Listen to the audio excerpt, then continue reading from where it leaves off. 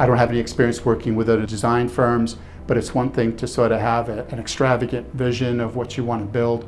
It's another thing to have a very consistent vision of what you want to build and also stay within certain budgetary constraints and limitations. And Dan was really very supportive in respecting those limits. Yes, he did. Yeah. Came up with what was done during the build. From breaking ground to the final every month. This is what contractors build. This is what we paid. This is your bill. All nicely organized. And I just want to emphasize that as well, because I got to tell you, and for posterity's sake, I was a nervous Nelly walking into this.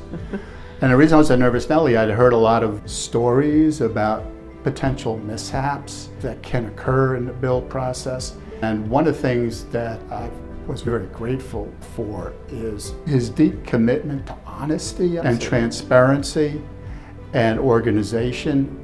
He was extremely thorough and organized. We pretty much turned Dan loose on this project. One of my favorite architects is Frank Lloyd Wright. And I think it's probably fair to say that one of Wright's enduring features was his ability to take the property and integrate it and have it conform to the landscape and the environment. And I think Dan really did that without just copying Wright's style. And I really enjoy that still to this day. And as a matter of fact, people would stop on the road and say, "Hey, we really love your house." Yes, stop the car in the middle of the road. Yeah, and it's just like that was completely, unheralded. I guess that's probably some of the most authentic praise. It's not coming from us. It was coming from the neighborhood. As far as things that I appreciate about Dan's approach to the building is that he's also committed to the environmental concerns, and the environmental concerns can get expressed in a lot of different ways, everything from the materials being used to the siting of the home to the encouraging of using solar electric, which we did integrate into the property, to the insulation. And I know he's really sensitive to what could potentially be the environmental impact of the build. And I do think that the organization Arbor South has developed what may be best described as a culture.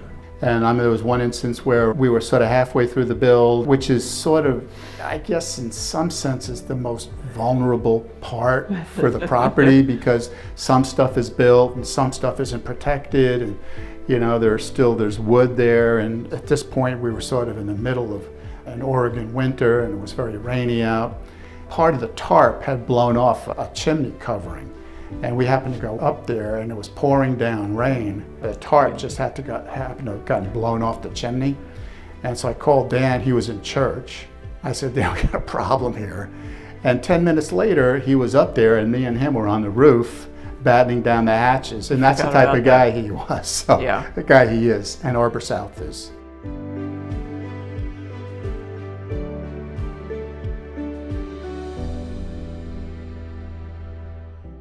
The man himself, the man and the myth. We're talking you up here, buddy. Listen, there is an on the air sign that I'm going to see that. All right, we'll catch you later, Dan.